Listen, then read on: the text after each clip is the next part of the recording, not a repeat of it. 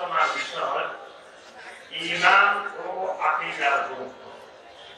এই বিষয়ের উপরে আমি সংক্ষিপ্তভাবে কথা বলার চেষ্টা করব ইনশাআল্লাহ।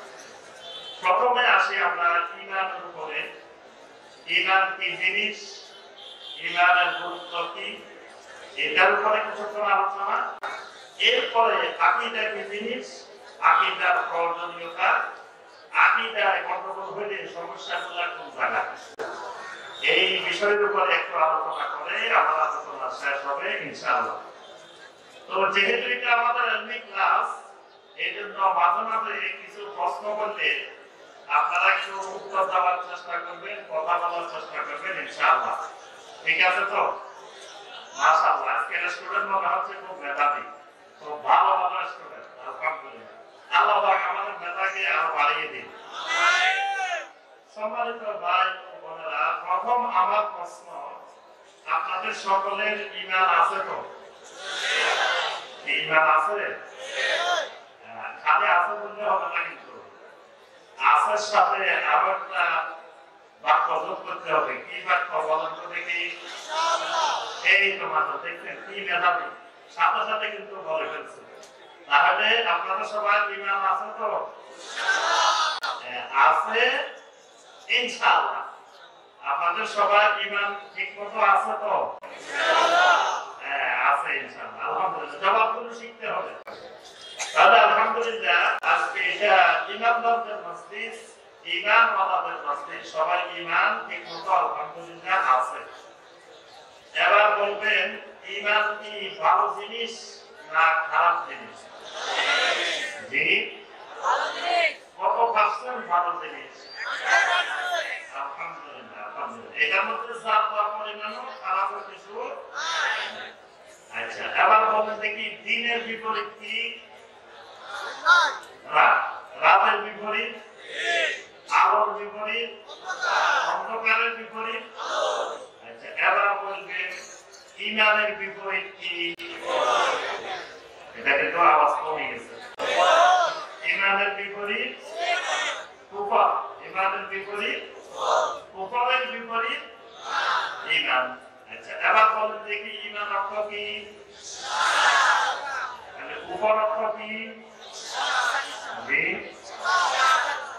দুই রকম হয়েছে। কেউ বলতেছেন যে বিশ্বাস অবিশ্বাস, আবার কেউ বলছেন স্বীকার করা অস্বীকার করা।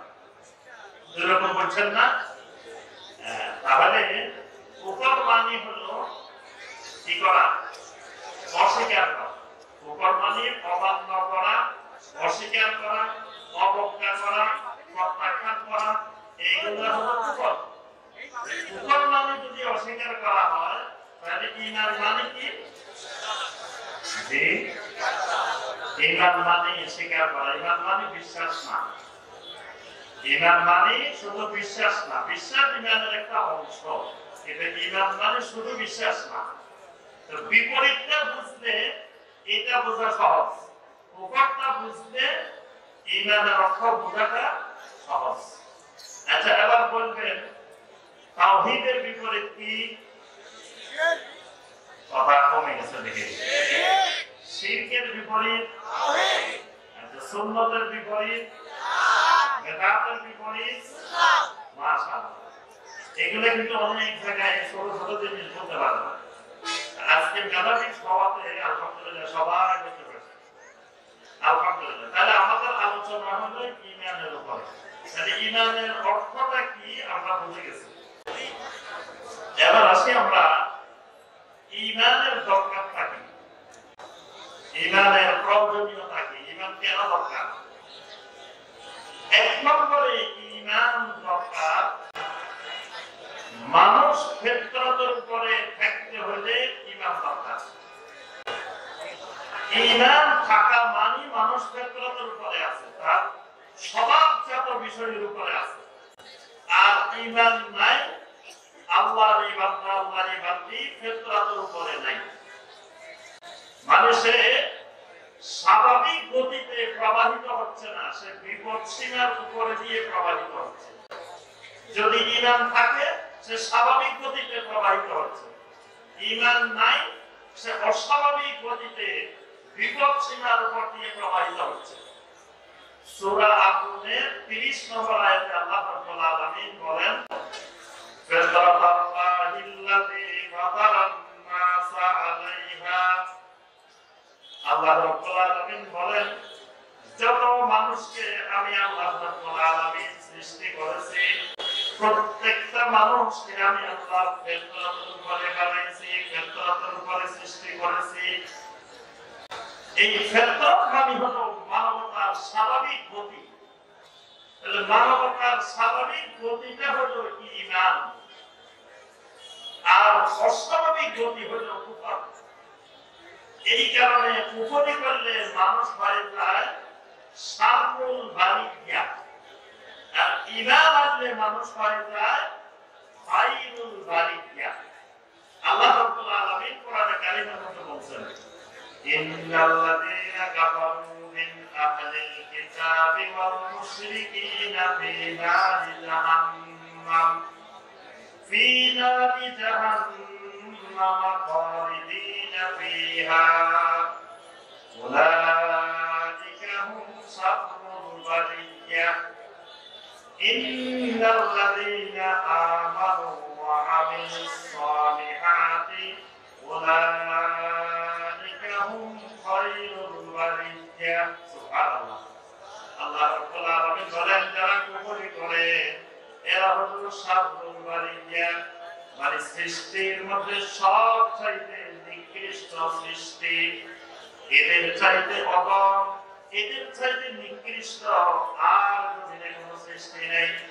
এরা হলো উলাইকা কাল আনআম, শুধু আনআম নয়, বালহুম আদাল, আনআমের চাইতে নিকৃষ্ট। অর্থাৎ কুফরি এমন এক জিনিস, কুফরের কারণে মানুষ তার মনুষ্যত্ব হারিয়ে ফেলায়। ঈমান এমন এক জিনিস, উলাইকা হুম খায়রুল বারিয়া, ঈমান মানুষকে সৃষ্টির সেরা দিবে, সৃষ্টির সেরা প্রাণীতে, সৃষ্টির সেরা মাখলুকে পরিণত করে দেবে। তাহলে ঈমান আনা মনুষ্যত্ব মানুষের উপরে থাকতে হলে ঈমান লাগবে, মানে মানুষ হিসেবে থাকতে হলে ঈমান লাগবে। আর যেটার মধ্যে মানুষ নাই, মনুষ্যত্ব নাই, এটার ভিতরে ঈমান নাই। এই কারণে ঈমানদার মারা যাওয়ার পরেও ঈমানদারকে বেশিভাবে দাফন করা যায় না। ঈমানদারকে দাফন করতে হলে ঈমানদারকে সুন্দর করে গোসল দিতে হয়, ঈমানদারকে সুগন্ধি লাগাইতে হয়, ঈমানদারকে সুন্দর করে নতুন কাপড় দিয়ে সুসজ্জিত করতে হয়, ঈমানদারকে কাঁধের উপরে তুলে সুন্দর করে কবরস্থানের দিকে নিয়ে যেতে হয়, ঈমানদারের সালাত জানাজা আদায় করতে হয়। কবরের মধ্যেও তাপাস করে ফেলে দেওয়া যায় না, কবরের মধ্যেও সুন্দর করে দোয়া করে আস্তে ধীরে অনেক সম্মানের সাথে কবরে রাখতে হয়। কিন্তু কোন কাফের মারা গেলে ওই কাফেরকে এই কোনো সম্মান দেওয়া যাবে না, গোসল দেওয়া যাবে না, কাফন পরানো যাবে না, সুগন্ধি দেওয়া যাবে না, জানাজা হবে না, কবর খনন করা যাবে না, কবর সম্মানের সাথে রাখাও যাবে না। নবী সাল্লাল্লাহু আলাইহি ওয়াসাল্লামের একজন চাচা ছিলেন, খুবই আদরের চাচা, মহব্বতের চাচা। নামটা কি বলেন তো দেখি? আবু তালেব। আবু তালেবের অবদান আমরা সবাই কম বেশি জানি। আবু তালেব নবী সাল্লাল্লাহু আলাইহি ওয়াসাল্লামকে মনের থেকে, প্রাণের থেকে, জীবনের চাইতেও বেশি ভালোবাসতেন। নবী সাল্লাল্লাহু আলাইহি ওয়াসাল্লামের জন্য জীবনে অনেক দুঃখ কষ্ট, অবর্ণনীয় কষ্ট শেয়ারে আবু তালেবের মধ্যে সহ্য করেছেন। এমনকি বাতিজারে এক মুহূর্তের জন্য শত্রুর কাছে ছেড়ে দেন নাই। নিজের জীবন বাজি রেখে বাতিজাকে রক্ষা করার জন্য প্রাণপণ চেষ্টা করেছেন। যখন আবু লাহাবের স্ত্রী ওই দুষ্ট মহিলা মুহাম্মদ সাল্লাল্লাহু আলাইহি ওয়াসাল্লাম মুসাম্মামান আবাইনা, ও মুহাম্মদ তুমি তো মুহাম্মদ না, তুমি মুসাম্মাম। নাউযুবিল্লাহ। মুহাম্মদ মানে প্রশংসিত, আর মুসাম্মাম মানে নিন্দিত, সবচেয়ে নিন্দিত। নাউযুবিল্লাহ। আবু লাহাবের স্ত্রী নবী সাল্লাল্লাহু আলাইহি ওয়াসাল্লামকে বলতেছে যে তুমি তো মুহাম্মদ না, তুমি মুসাম্মাম। নাউযুবিল্লাহ। আবু লাহাবের স্ত্রী বলেন মুসাম্মামান আবাইনা, ও মুহাম্মদ তুমি মুসাম্মাম, তোমারে মানি না। আবু লাহাব এই কথাটা শুনছে, আমার বাতিজা মুহাম্মদকে মুসাম্মাম বলছে। আবু লাহাব বসে বসে নবী সাল্লাল্লাহু আলাইহি ওয়াসাল্লামের শানে 83 লাইনের কবিতা লিখে ফেলছে। কত লাইনের কবিতা? দীর্ঘ 83 লাইনের কবিতা নবী সাল্লাল্লাহু আলাইহি ওয়াসাল্লামের প্রশংসায় লিখে ফেলছে। ওই কবিতার শুরুতে আবু তালেব লিখেছে ওয়া আবিয়াদা ইস্তাসকাল গামামু বিওয়াজহিহি, ওয়া আবিয়াদা ইস্তাসকাল গামামু বিওয়াজহিহি। আমার বাতিজারে তোমরা চিনো নাই, আমার বাতিজা হলো ওয়া আবিয়াদা। আমার বাতিজা এমন একটা শুভ্র চেহারার অধিকারী, এমন একটা সুন্দর দপ্তরে ফুটফুটে চেহারার অধিকারী। ইস্তাসকাল গামামু বিওয়াজহিহি, আমার বাতিজার চেহারাখানা আল্লাহ রাব্বুল আলামিনের দিকে তুলে ধরতে আল্লাহ রাব্বুল আলামিন সাথে সাথে বৃষ্টি নাযিল করেন। সুবহানাল্লাহ। কে বলতেছে কথাটা? হ্যাঁ, আবু তালেব বলতেছে, কোন আশিকে রাসূল বলতেছে না, বলতেছে কি আবু তালেব। আবু তালেব বলতেছে আমার বাতিজার চেহারাটা আল্লাহ রাব্বুল আলামিনের দিকে তুলে ধরতে সাথে সাথে বৃষ্টি নাযিল হয়। এমনকি আমার বাতিজা দুনিয়ার যত এতিম অসহায় যেসব মানুষ আছে সবার আশ্রয়স্থল। এইভাবে আবু তালেব 83 লাইনের কবিতা লিখেছে। আমরা কবিতার দিকে যাচ্ছি না, তাহলে বোঝা যায় আবু তালেব বাতিজাকে কত ভালোবাসতেন, কত মহব্বত করতেন। কিন্তু যখন আবু তালেবের মৃত্যুর সময় নিকটবর্তী হয়, নবী সাল্লাল্লাহু আলাইহি ওয়াসাল্লাম চাচার কাছে গেলেন, গিয়ে চাচারে বললেন ইয়া আম্মি কুল লা ইলাহা ইল্লাল্লাহ। চাচারে সারা জীবন দাওয়াত দিয়েছি, কালেমা পড়েন নাই, ইসলাম গ্রহণ করেন নাই। শেষ মুহূর্তে শেষ সময়ে আমি আপনার সেই আদরের বাতিজা মুহাম্মদ আপনাকে বলছি ইয়া আম্মি ও আদরের চাচা কুল লা ইলাহা ইল্লাল্লাহ, আপনি লা ইলাহা ইল্লাল্লাহ বলেন। বললে কি হবে? উহাজ্জু লাকা বিহা ইনদাল্লাহি ইয়াওমাল কিয়ামাহ, কিয়ামতের ময়দানে ওই কালেমাটাকে আমি আল্লাহ রাব্বুল আলামিনের সামনে দলিল হিসাবে হুজ্জাত হিসাবে পেশ করব। সুবহানাল্লাহ। কত বড় সুযোগ! খালি কালেমাটা বলবে, লা ইলাহা ইল্লাল্লাহ বলবে, আর জান্নাতে চলে যাবে। সুবহানাল্লাহ। একেবারে জান্নাতের কিনারা, দরজার কাছে চলে গেছে। কিছুক্ষণ পরে আবু তালেব মুখে বলে, বাতিজারে সব বুঝছি, সব শুনছি, সব ঠিক আছে, তবে আনা মিল্লাতে আব্দুল মুত্তালিব, আমার বাপ দাদা যেদিকে গেছে আমিও সেদিকেই আছি। আমি সব ছাড়তে পারবো, বাপ দাদা কিন্তু ছাড়তে পারবো না। আমার বাপ দাদা ছাড়া কোনো সুযোগ নেই। বাপ দাদা যেদিকে গেছে আমিও সেদিকে আছি। তুমি বাতিজা ভালো মানুষ, তোমার কালেমাও ভালো, সব ভালো, কিন্তু কালেমা আমি মানলাম না। প্রত্যেক আকীদার কিতাবে লেখা আছে ফামাতা আবু তালেব কাফারান, আবু তালেব কাফার হয়ে মারা গেছে। আবু তালেব মারা গেল, নবী সাল্লাল্লাহু আলাইহি ওয়াসাল্লামের কাছে খবর আসলো আপনার চাচা আবু তালেব মারা গেছেন।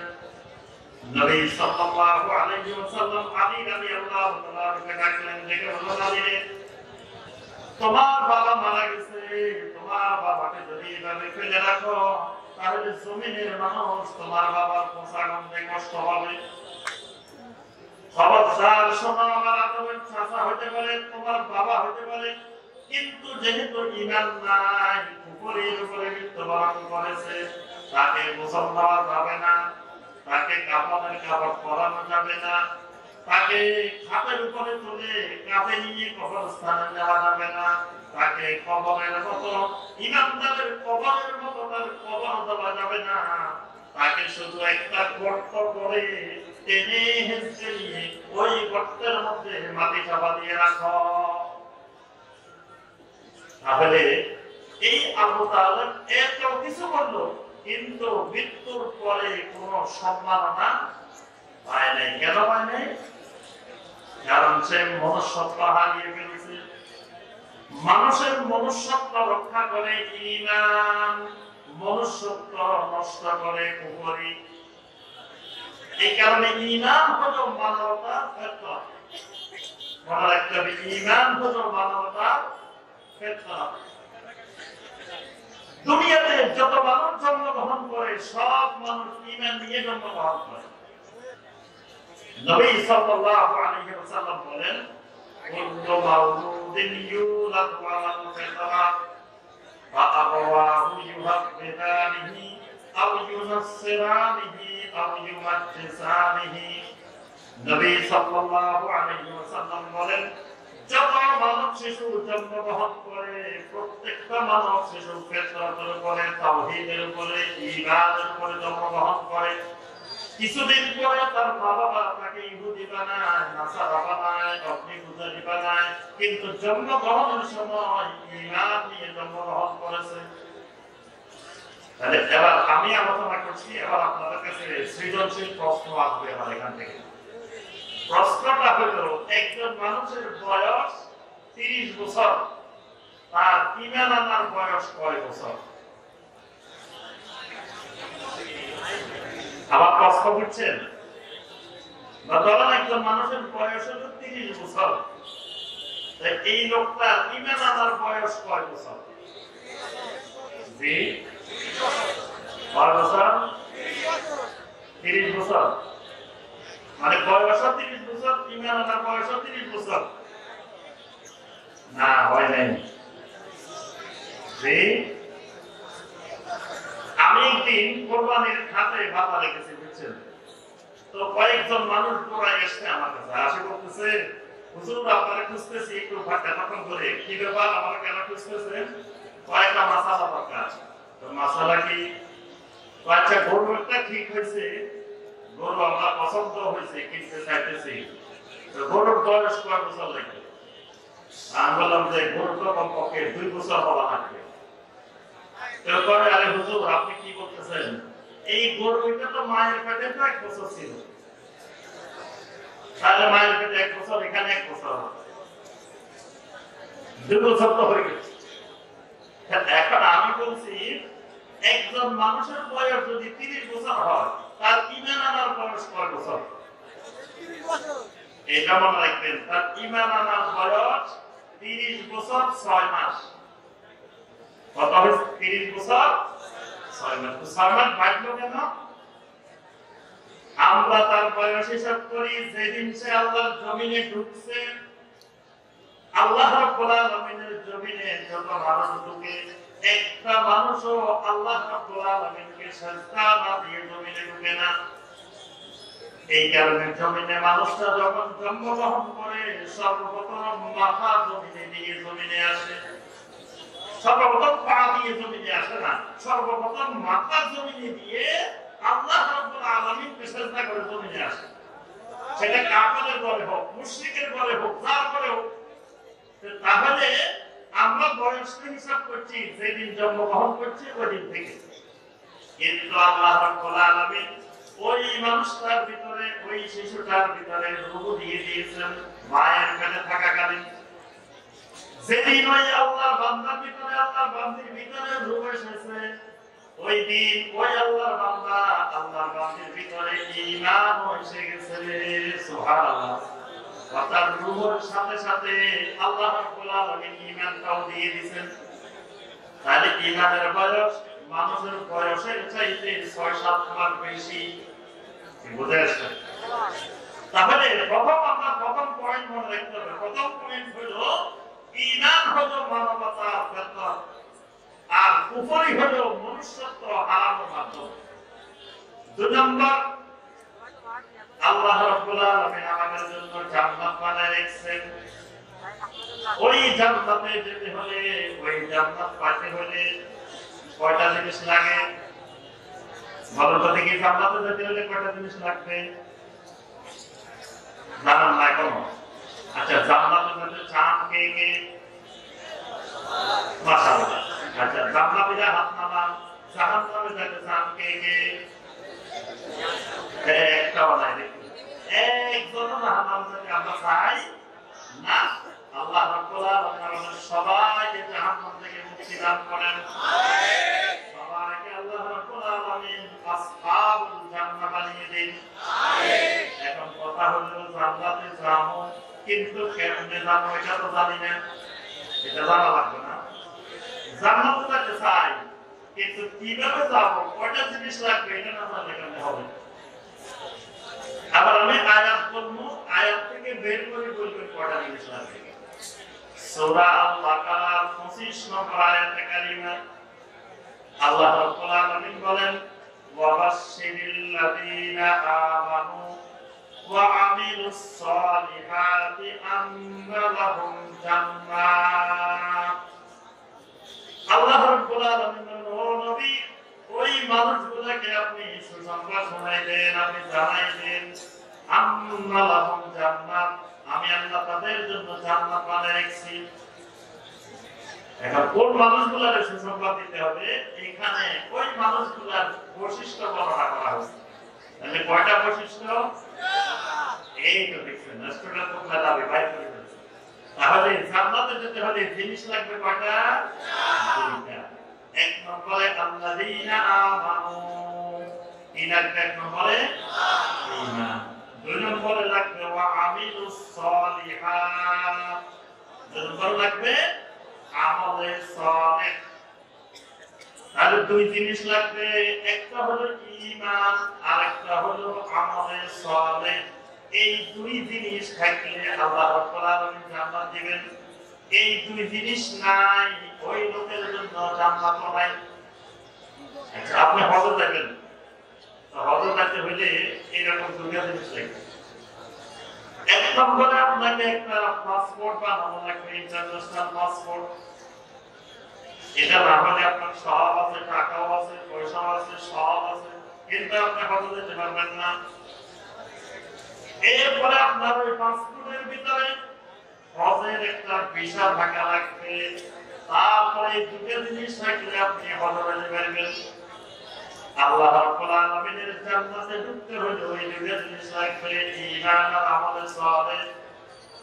এখন পাসপোর্ট আছে, পাসপোর্ট নিয়ে এয়ারপোর্টে চলে গেছে, ইমিগ্রেশনে যাওয়ার পরে দেখা গেল আপনার পাসপোর্টের মেয়াদ আরো ৬ মাস আগে শেষ হয়ে গেছে। পাসপোর্ট আছে, পাসপোর্ট থেকে আপনি যেতে পারবেন। পাসপোর্ট থাকিও কি যাওয়া? এখন অনেকে মনে করে ঈমান তো আছে, ঈমান যাতে আছে জান্নাতে তো চলে যাও। কি দেখবেন যারা নিয়মিত নামাজ পড়ে না, কয় নামাজ না পড়তে কি হয়েছে, আমার ঈমান তো ঠিক আছে। আমি নামাজ না পড়ি না, অসুবিধা কি? আমার ঈমানের কি হয়েছে? আমার ঈমান কিন্তু খুব মজবুত, খুব শক্ত। তাহলে এই লোক মনে করে নিছে ঈমান তো আছে, জান্নাতে যাবো, পাসপোর্ট তো আছে, পাসপোর্ট থাকলে কি বাইরে যাওয়া যায়, বিদেশ যাওয়া যায়। পাসপোর্টের মেয়াদ শেষ, যদি আপনার আমার ঈমানের মেয়াদ শেষ হয়ে যায়, তাহলে ওই ঈমান নিয়েও জান্নাতে যাওয়া যাবে না। ওয়াহাব ইবনে মুনাব্বিহ রাহিমাহুল্লাহ একজন প্রখ্যাত তাবেঈ, ওনার কাছে একজন এসে বললেন, আলাইসা লা ইলাহা ইল্লাল্লাহ মিফতাহুল জান্নাহ। ও ওয়াহাব ইবনে মুনাব্বিহ, লা ইলাহা ইল্লাল্লাহ কি জান্নাতের চাবি না? ওয়াহাব ইবনে মুনাব্বিহ রাহিমাহুল্লাহ বললেন, তোমার কথা তো ঠিক আছে, লা ইলাহা ইল্লাল্লাহ মিফতাহুল জান্নাহ, জান্নাতের চাবি, তবে মনে রাখতে হবে চাবি আর তালার কারিশমা হলো তাদের ভিতরে। একই কোম্পানির তালা, একই কোম্পানির চাবি, একটার ভিতরে আরেকটা ঢুকে সারাদিন ঘুরাও, কাজ হবে না, তালাও খুলবে না, কিছুই হবে না। এমন চাবি তুমি দিছো যে চাবির মধ্যে দাঁত নাই, এরকম চাবি দিয়ে ঘুরে দিলেও কাজ হবে না। তাহলে তোমার চাবিটা এমন হতে হবে আল্লাহ রাব্বুল আলামিন জান্নাতের ভিতরে যে তালাটা লাগাইছেন ওই তালার মধ্যে যে দাঁত, তোমার লা ইলাহা ইল্লাল্লাহ চাবিটার দাঁত ওই দাঁতের সাথে মিল থাকতে হবে। যদি দাঁতে দাঁতে না মিলে, জান্নাতের তালার দাঁতের সাথে তোমার চাবির দাঁতটা না মিলে, তাহলে ওই রকম চাবি নিয়ে গেলে তুমি জান্নাতে ঢুকতে পারবে না। তাহলে ঈমান থাকলেই জান্নাত না। ঈমানটা, ঈমানের শর্ত, ঈমানের রুকন, ঈমানের উসুল সব মিলে যদি থাকে ওই ঈমানে জান্নাত পাওয়া যায়। এই কারণে আল্লাহ রাব্বুল আলামিন প্রথম শর্ত দিয়েছেন ঈমান। জান্নাতে যেতে হলে কি লাগবে? ঈমান। তাহলে বোঝা গেল যে নম্বর পয়েন্ট, জান্নাতে যেতে হলে একটা বিশুদ্ধ ঈমান লাগবে। আর যদি ঈমান না থাকে তাহলে জান্নাতে যাওয়ার সুযোগ নেই।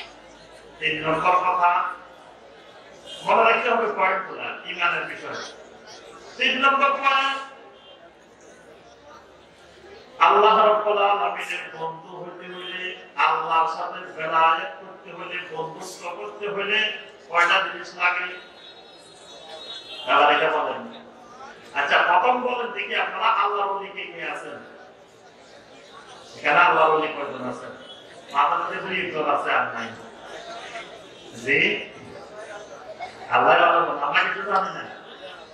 আল্লাহ রাব্বুল আলামিন কোরআনে কারিমে সূরা আল বাকারা 257 নম্বর আয়াত, সূরা আল বাকারা 255 হলো কি? আয়াতুল কুরসি।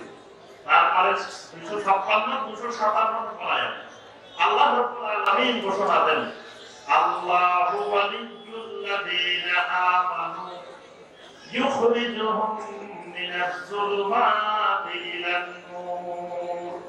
আল্লাহ রাব্বুল আলামিন বলেন, আল্লাহু ওয়ালিয়্যুল্লাযীনা আমানু, জমিনে যত ঈমানদার আছে আমি আল্লাহ সকল ঈমানদারের বন্ধু, সকল ঈমানদারের ওয়ালি। তাহলে আপনারা প্রথমে সবাই বলছেন ঈমান বাবা, ঈমান আছে। এখন কো না না, ঈমান থাকলে কি আমরা কিন্তু বন্ধু না। আল্লাহ বলতেছেন এই সুন্নাত রাষ্ট্রের সামনে যত ঈমানদার বসে আছে এগুলো সব আমার ওলি। আর ওলিরা কয় না না না, খবরদার আমি কিন্তু ওলি না। অবস্থা দেখেন কোন জায়গায়। এটার কারণ হচ্ছে কোরআন বিমুখ জিন্দেগি, কোরআন থেকে জীবন আলাদা হয়ে গেছে, দূরে সরে গেছে। কোরআনে কারীমের সাথে সম্পর্ক নাই, আল্লাহর কালামের সাথে সম্পর্ক নাই। এখানে আল্লাহ কয় এরা সবাই আমার বন্ধু, সব আমার ওলি। ওলি জানে না যে সে আল্লাহ ওলি, সে কয় না না, খবরদার আমি কিন্তু ওলি না। আল্লাহ পাক সকল ঈমানদারকে ওলি বলছেন, কারণ ঈমান যিনি আনে তিনি আল্লাহর সাথে মহব্বত আছে, ভালোবাসা আছে দেখেই ঈমান আনছে। এই কারণে আল্লাহ রাসূল সাল্লাল্লাহু আলাইহি ওয়াসাল্লাম বলেন, ইন্নাল্লাহা ইউতিদ দুনিয়া মান ইউহিব্বু ওয়া মান লা ইউহিব্বু ওয়ালাকিন লা ইউতিল ঈমান ইল্লা মান আহাব্বা। আল্লাহ রাসূল সাল্লাল্লাহু আলাইহি ওয়াসাল্লাম বলেন, আমার উম্মতরা শুনো, দুনিয়াদারি আল্লাহ রাব্বুল আলামিন যাকে পছন্দ করেন তাকেও দেন, যাকে পছন্দ করেন না তাকেও দেন। দুনিয়াটা আল্লাহ সবাইকে দেন। আল্লাহ রাব্বুল আলামিন দুনিয়া আল্লাহ তো ফেরাউনকে দিয়েছেন, নমরুদকে দিয়েছেন, তারপরে আবু জাহেলকে দিয়েছেন। আবার আল্লাহ রাব্বুল আলামিন সুলাইমান আলাইহিস সালামকে দিয়েছেন, দাউদ আলাইহিস সালামকে দিয়েছেন, মুহাম্মদুর রাসূলুল্লাহ সাল্লাল্লাহু আলাইহি ওয়াসাল্লামকে দিয়েছেন। তাহলে দুনিয়া আল্লাহ যাকে মহব্বত করেন তাকেও দেন, যাকে মহব্বত করেন না তাকেও দেন। টাকা পয়সার মালিকানা ঈমানদার থাকে, কাফের মুশরিকও থাকে। দেখবেন অনেক জায়গায় কাফের মুশরিকের কাছে crore crore billion billion dollar. তাহলে আল্লাহ রাব্বুল আলামিন দুনিয়া পছন্দ করলেও দেন, পছন্দ না করলেও দেন। কিন্তু ওয়ালাকিল্লা ইউতিল ঈমান ইল্লা মান আহাব্বা, তবে ঈমানটা আল্লাহ রাব্বুল আলামিন যাকে মহব্বত করেন, যাকে ভালোবাসেন, একমাত্র তাকে দেন, অন্য কাউকে দেন না। সুবহানাল্লাহ। তাহলে আল্লাহ ঈমান যারে দিয়েছেন তাকে মহব্বত করেন। তাহলে আল্লাহ আমাদেরকে ঈমান দিয়েছে না? ঈমান দিয়েছে তো নাকি? এই ঈমান যারে আল্লাহ রাব্বুল আলামিন তাকে ভালোবাসেন, তাকে মহব্বত করেন। তাহলে আল্লাহ রাব্বুল আলামিন আমাদেরকে কি করেন? মহব্বত করেন, ভালোবাসেন। আমরাও আল্লাহকে ভালোবাসি। দুই দিকের মহব্বত যদি থাকে তাহলে আপনি আল্লাহর বন্ধু না? কি বলেন? আল্লাহ আপনাকে ভালোবাসেন, আপনি আমিও আল্লাহকে ভালোবাসি, তাহলে কি আমাদের মধ্যে বন্ধুত্ব নাই? ওলি মানে কি? ওলি মানে তো বন্ধু। বেলায়েত মানে বন্ধুত্ব। বেলায়েত পাইতে হলে, বন্ধুত্ব পাইতে হলে দুটো জিনিস লাগে। কয়টা জিনিস? সূরা ইউনূসের 62 এবং 63 নম্বর আয়াত। আলা ইন্না আউলিয়া আল্লাহি লা খাউফুন আলাইহিম ওয়া লা হুম ইয়াহজানুন। আল্লাহ রাব্বুল আলামিন বলেন, রাখো আমার বন্ধু যারা, আল্লাহর ওলি যারা, আউলিয়া আল্লাহ যারা, এদের কোনো ভয় নাই, কোনো চিন্তা নাই, কোনো পেরেশানি নাই। এখন আল্লাহর বন্ধু কারা? 62 নম্বর আয়াতে বলেন, 63 নম্বর আয়াতে আল্লাহ রাব্বুল আলামিন পরিচয় দিচ্ছেন, আল্লাযীনা আমানু ওয়া কানু ইয়াত্তাকুন। আমার বন্ধু হলো আউলিয়াউল্লাহ, হলো ওই মানুষগুলো যে মানুষগুলোর ভিতরে ঈমান আছে আর তাকওয়া আছে। তাহলে আল্লাহর বন্ধু হতে হলে জিনিস লাগে দুইটা। তার মধ্যে এক নম্বরে যেটা লাগে সেটার নাম ঈমান। তাহলে 3 নম্বর পয়েন্ট, আল্লাহর সাথে বন্ধুত্ব করতে হলে কি লাগে? ঈমান লাগে। আল্লাহর সাথে বন্ধুত্ব করতে হলে ঈমান লাগে, বেলায়েতের জন্য ঈমান লাগে। এবার আসেন, আল্লাহ রাব্বুল আলামিন ঈমান আমাকে আপনাকে মহব্বত করে দিয়েছেন, কিন্তু এমন ঈমান যে ঈমানটা আল্লাহ রাব্বুল আলামিন যেরকম ঈমান চান ওরকম ঈমান না। তাহলে বোঝা গেল এইরকম ঈমান থাকলেও ওই ঈমান দিয়ে জান্নাত পাওয়া যাবে না। আচ্ছা, এবার বলবেন যে নবী সাল্লাল্লাহু আলাইহি ওয়াসাল্লামের যুগে কয় শ্রেণীর মানুষ নিজেদেরকে ঈমানদার দাবি করতেন? বলতো দেখি, নবী সাল্লাল্লাহু আলাইহি ওয়াসাল্লামের যুগে কয় শ্রেণীর মানুষ নিজেদেরকে ঈমানদার দাবি করতেন? বলতে পারবেন? মনে রাখবেন, নবী সাল্লাল্লাহু আলাইহি ওয়াসাল্লামের যুগে 4 ধরনের মানুষ নিজেদেরকে ঈমানদার দাবি করতেন, ঈমানওয়ালা দাবি করতেন। কয় রকমের মানুষ? 4 রকমের মানুষ। 1 নাম্বার আবু জাহাল, আবু লাহাব, উতবা, সাইবা, আখনাস ইবনে শুরাইক লানাতুল্লাহি আলাইহিম। আচ্ছা, এই মানুষগুলো কি ঈমানদার না কাফের? যাদের নাম বললাম এরা ঈমানদার না কাফের? আচ্ছা, এরা কাফের, কিন্তু তারা নিজেরা কি নিজেদেরকে কাফের মনে করতো কিনা? তারা কি নিজেরা মনে করতো যে আমরা কাফের? বরং তারা নিজেরা নিজেদেরকে মনে করতো একেবারে খালেস, সত্যিকারের ঈমানদার। তারা মনে করতো বরং নবী সাল্লাল্লাহু আলাইহি ওয়াসাল্লাম এবং সাহাবায়ে কেরামরা হলো ধর্মত্যাগী, আর তারা হলো একেবারে নির্ভেজাল, খাঁটি, খালেস ঈমানদার। তারা নিজেদেরকে এরকম দাবি করতো না? কথা বলেন না। তারা নিজেদেরকে কি মনে করতো? একেবারে খাঁটি, খালেস ঈমানদার মনে করতো। এবং দেখবেন একজন পাগল, আমরা তাকে পাগল বলি, কিন্তু পাগল বুঝে না আসলে সে যে পাগল। সে মনে করে সে বাংলাদেশের প্রেসিডেন্ট, সে মনে করে সে জাতিসংঘের মহাসচিব। পাগল যদি বুঝতে পারে যে সে পাগল, তাহলে কিন্তু সে সুস্থ হয়ে যাবে, দ্রুত সুস্থ হয়ে যাবে, মানে তার অর্ধেক চিকিৎসা হয়ে গেছে। এই আবু জেহেল, আবু লাহাবরা যদি বুঝতে পারতো তারা কাফের, তাহলে মনে করতেন যে তারা ঈমানের দিকে অর্ধেক আগায় গেছে। কিন্তু তারা জীবনের শেষ মুহূর্ত পর্যন্ত বুঝতে পারে নাই যে তারা কাফের। বরং তারা মনে করতো নিজেরা সত্যিকারের কি ইমানদার। এই জন্য দেখেন আরবের কাফেররা আল্লাহ রাব্বুল আলামিনের কাছে দোয়া করতেছে, আল্লাহুম্মা ইন কানা হাযা হুয়াল হাক্কু মিন ইনদিক ফাআমতির আলাইনা হিজারাতাম মিনাস সামা।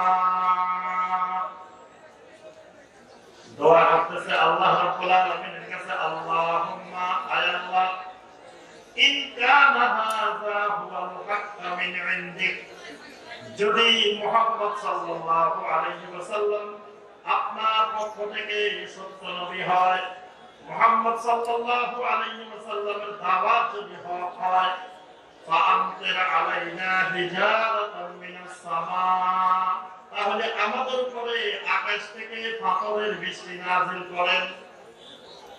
এই দোয়া কাদের দোয়া? এই আমার কথা বলার উত্তর নাই। এই দোয়াটা কি ইমানদারদের দোয়া না কাফেরদের দোয়া? কাফেরদের দোয়া, আবু জেহেল আবু লাহাবের দোয়া। যে যদি মুহাম্মদ সাল্লাল্লাহু আলাইহি ওয়াসাল্লাম সত্য হয়, তার দাওয়াত যদি সত্য হয়, তা আমাদের উপরে পাথরের বৃষ্টি নাযিল করেন। তার অর্থ হলো তারা নিশ্চিত যে তাদের উপরে জীবনের কোনোদিন পাথরের বৃষ্টি নাযিল হবে না, কারণ তারা সত্যিকারের ইমানদার। মানে এটা তাদের বিশ্বাস। তাহলে এক ধরনের ইমানের দাবিদার কাছে আমরা আবু জেহেল আবু লাহাব এসেছি। আরেক ধরনের ইমানের দাবিদার আব্দুল্লাহ বিন উবাই সহ ওই জামানার মুনাফিকগুলো। এই মুনাফিকরাও নিজেদেরকে ইমানদার দাবি করত। আল্লাহ পাক সূরা আল-বাকারার শুরুতে লিখেন, মুনাফিকদের অবস্থা বর্ণনা করতে গিয়ে বলেন, ওয়া মিনান নাসি মান ইয়াকুলু আমান্না বিল্লাহি ওয়া বিল ইয়াউমিল আখির ওয়া মা হুম বিমুমিনিন। আল্লাহ রাব্বুল আলামিন বলেন, কিছু মানুষ আছে এরা বলে আমান্না বিল্লাহি ওয়া বিল ইয়াউমিল আখির, আমরা তো ঈমান এনেছি আল্লাহর উপরে, ঈমান এনেছি আখিরাতের উপরে। আল্লাহ বলেন, ওয়া মা হুম বিমুমিনিন, আসলে এই মানুষগুলো মুমিন না, ঈমানদার না। তাহলে এই মানুষগুলো কারা? যারা বলে আমান্না বিল্লাহ, এই মানুষগুলো মুনাফিক। তাহলে মুনাফিকরাও নিজেদেরকে ঈমানদার দাবি করত। আরেক ধরনের মানুষ ছিল ওই যুগের মধ্যে যারা ইহুদি ছিল, নাসারা ছিল। ইহুদি নাসারাও নিজেদেরকে সত্যিকারের ঈমানদার মনে করত। ইহুদি নাসারারা বলা বলি করত, লান ইয়াদখুলাল জান্নাতা ইল্লা মান কানা হুদান আও নাসারা, ইহুদি না হলে নাসারা না হলে তোমরা একজনও জান্নাতে যেতে পারবে না। তাহলে নবী সাল্লাল্লাহু আলাইহি ওয়াসাল্লামের যুগে একদিকে আবু জেহেল আবু লাহাব উতবা সায়বা এরাও নিজেদেরকে ঈমানদার দাবি করত। আব্দুল্লাহ বিন উবাই সহ মুনাফিকরাও নিজেদেরকে ঈমানদার দাবি করত। আবার ইহুদি নাসারারাও নিজেদেরকে ঈমানদার দাবি করত। আবার আবু বকর, ওমর, ওসমান, আলী রাদিয়াল্লাহু তাআলা আনহুম সহ সাহাবায়ে কেরামরাও নিজেদেরকে ঈমানদার দাবি করতেন। এখন চার রকমের ঈমানের দাবিদার, এবং কিয়ামত পর্যন্ত পৃথিবীতে চার রকমের ঈমানের দাবিদার থাকবে। আল্লাহ রাব্বুল আলামিন তিন রকমের ঈমানের দাবিদারের ঈমানকে বাতিল করে দিয়েছেন। একটা ঈমানকে আল্লাহ রাব্বুল আলামিন কিয়ামত পর্যন্ত গ্রহণ করে দিয়েছেন। সূরা আল-বাকারা 137 নম্বর আয়াত আল্লাহ রাব্বুল আলামিন ঘোষণা দেন, فَإِنْ آمَنُوا بِمِثْلِ مَا آمَنْتُمْ بِهِ فَقَدِ اهْتَدَوْا। আল্লাহ রাব্বুল আলামিন বলেন, ও আমার নবীর সাহাবীরা, কিয়ামত পর্যন্ত যদি দুনিয়ার মানুষ তোমাদের মতো ঈমান আনে, ওই ঈমানটাই হলো হেদায়েত প্রাপ্তদের ঈমান। অর্থাৎ কিয়ামত পর্যন্ত যে ঈমানটা আল্লাহ রাব্বুল আলামিন গ্রহণ করবেন সেটা হলো সাহাবায়ে কেরামের মতো ঈমান। বাকি কেউ যদি আবু জেহেলের মতো ঈমান আনে, সেই ঈমান আল্লাহর কাছে গ্রহণযোগ্য না। কেউ যদি আব্দুল্লাহ বিন উবাইয়ের মতো ঈমান আনে, সেই ঈমানও গ্রহণযোগ্য না। কেউ যদি ইহুদি নাসারাদের মতো ঈমান আনে, সেই ঈমানও গ্রহণযোগ্য না। একটা মাত্র ঈমান গ্রহণযোগ্য, সেটা হলো সাহাবায়ে কেরামের ঈমান। এখন সাহাবায়ে কেরামের ঈমানটা কেন গ্রহণযোগ্য, এটা বের করলে আমাদের ঈমানের আলোচনা শেষ। এরপর আমরা যাবো আকীদার আলোচনা। এখন আল্লাহ রাব্বুল আলামিন দেখা গেল তিনটা শ্রেণীর ঈমান গ্রহণ করেন নাই। শুধুমাত্র সাহাবায়ে কেরামের ঈমানকে আল্লাহ রাব্বুল আলামিন গ্রহণ করেছেন। তো সাহাবায়ে কেরামের ঈমানকে গ্রহণ করার কারণ কি? বাকি তিন শ্রেণীর ঈমানকে গ্রহণ না করার কারণ কি? এটা বুঝলে বাস ঈমান বুঝা আমাদের জন্য যথেষ্ট হয়। সাহাবায়ে কেরামের ঈমানের ভিতরে কোনো ধরনের শিরক ছিল না। সাহাবায়ে কেরামের ঈমানটা ছিল শিরক মুক্ত ঈমান। সাহাবায়ে কেরামের ঈমানটা সম্পূর্ণরূপে শিরক মুক্ত ঈমান, সাহাবায়ে কেরামের ঈমান। কিন্তু আবু জাহেল আবু লাহাবের ঈমান শিরক যুক্ত ঈমান। এরপর উতবা সাইবা এদের ঈমান, আব্দুল্লাহ বিন উবাইদের ঈমান শিরক ওয়ালা ঈমান। ইহুদি নাসারাদের ঈমান শিরক ওয়ালা ঈমান। ওই শিরক ওয়ালা ঈমানকে আল্লাহ রাব্বুল আলামিন গ্রহণ করেন না। ওই ঈমানটা আল্লাহ গ্রহণ করেন যে ঈমানের ভিতরে শিরক নেই।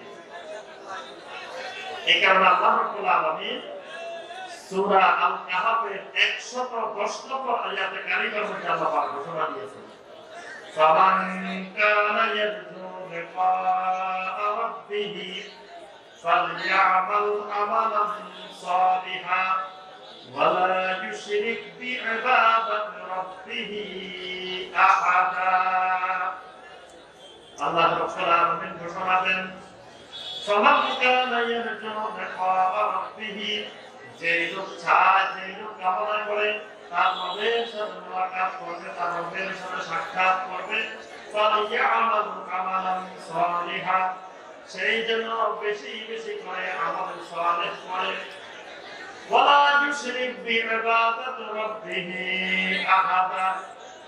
আল্লাহ রাব্বুল আলামিনের সাথে মুলাকাত করতে হলে, আল্লাহ সুবহানাহু ওয়া তাআলার সাথে সাক্ষাৎ করতে হলে সেই জন্য তার রবের ইবাদতের মধ্যে কোনো শিরক না করে, ওয়ালা ইউশরিক বিইবাদাতি রাব্বিহি আহাদা, তার রবের সাথে কোনো ধরনের শিরক যুক্ত ইবাদত করা যাবে না।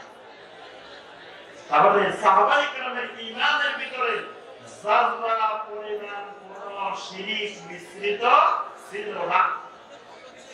সাহাবায়ে কেরামের ঈমানটা সম্পূর্ণরূপে শিরক মুক্ত ঈমান।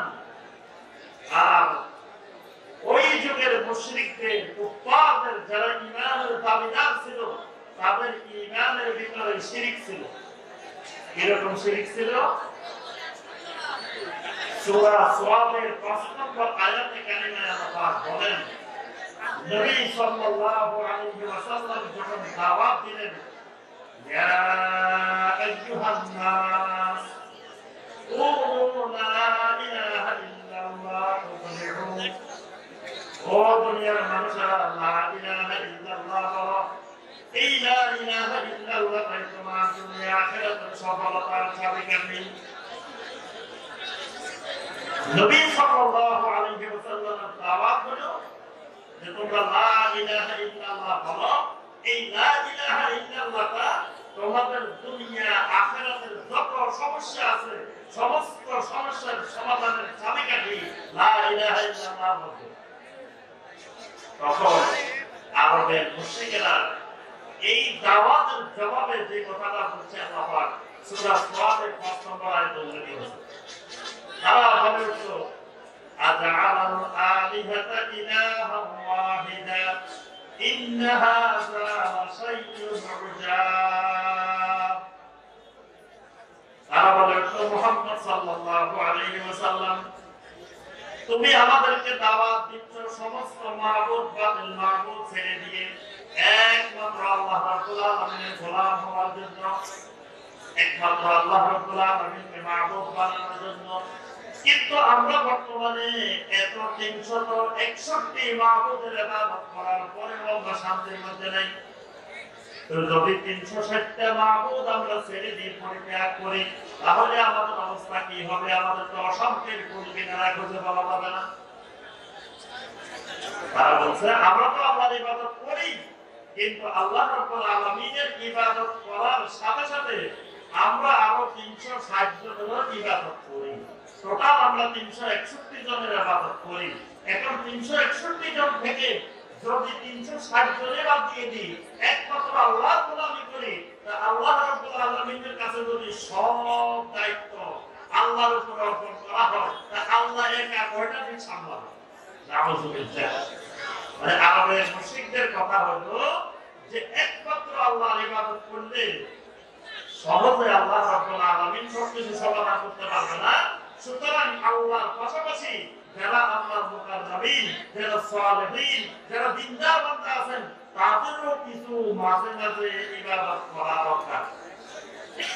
অর্থাৎ তারা ইবাদতের মধ্যে শিরিক মিশ্রিত করে ফেলছে। এই শিরিক মিশ্রিত ঈমানকে আল্লাহ রাব্বুল আলামিন গ্রহণ করেন না। তাহলে যে ঈমান শিরিক মিশ্রিত, যে ঈমানের ভিতরে শিরিক থাকবে, যে ঈমানের ভিতরে শিরিক থাকবে, সেই ঈমানকে আল্লাহ রাব্বুল আলামিন গ্রহণ করবেন না। যে ঈমানের ভিতরে কুফরি থাকবে, ওই ঈমানকে আল্লাহ পাক গ্রহণ করবেন না। যে ঈমানের ভিতরে নিফাক থাকবে, মুনাফিকি থাকবে, ওই ঈমানকে আল্লাহ রাব্বুল আলামিন গ্রহণ করবেন না। যে ঈমানের ভিতরে বেদাতি আকীদা থাকবে, সেই ঈমানকে আল্লাহ রাব্বুল আলামিন গ্রহণ করবেন না। তাহলে যে ঈমানে জান্নাত পাওয়া যাবে, যে ঈমানে জাহান্নাম থেকে বাঁচা যাবে, যে ঈমানে আল্লাহর সাথে বন্ধুত্ব গড়ে উঠবে, যে ঈমান দিয়ে মনুষ্যত্ব রক্ষা করা হবে, যে ঈমান দিয়ে সমগ্র পৃথিবীকে পরিচালনা করা যাবে, ওই ঈমানটা হতে হবে কুফর মুক্ত, শিরিক মুক্ত, নিফাক মুক্ত, বেদাত মুক্ত, বিশুদ্ধ ঈমান। আর এই শিরিক, এই কুফর, এই নিফাক, এই বেদাত, এটা বোঝার জন্য ভালো করে আমাদের উস্তাদ ডক্টর আব্দুল্লাহ জাহাঙ্গীর রাহিমাহুল্লাহ ইসলামী আকীদাকে ভালোভাবে পড়াশোনা করতে হবে। এটা পড়াশোনা করে সবাতে দাওয়াতি কাজ ব্যাপক হারে করতে হবে। তাহলে আমাদের ঈমানের কোথায় কোথায় ত্রুটি আছে, আকীদার কোথায় কোথায় ত্রুটি আছে, আমরা সেই ত্রুটিগুলো বের করে নিজেদের ঈমানকে বিশুদ্ধ করতে পারবো। আল্লাহ রাব্বুল আলামিন আমাদের সবাইকে বিশুদ্ধ ঈমানের উপরে ইস্তেকামত রাখা, বিশুদ্ধ ঈমান নিয়ে কবর করার আল্লাহ পাক তৌফিক দান করুন। আমিন ইয়া রাব্বাল আলামিন। আসসালামু আলাইকুম ওয়া রাহমাতুল্লাহি ওয়া বারাকাতুহু।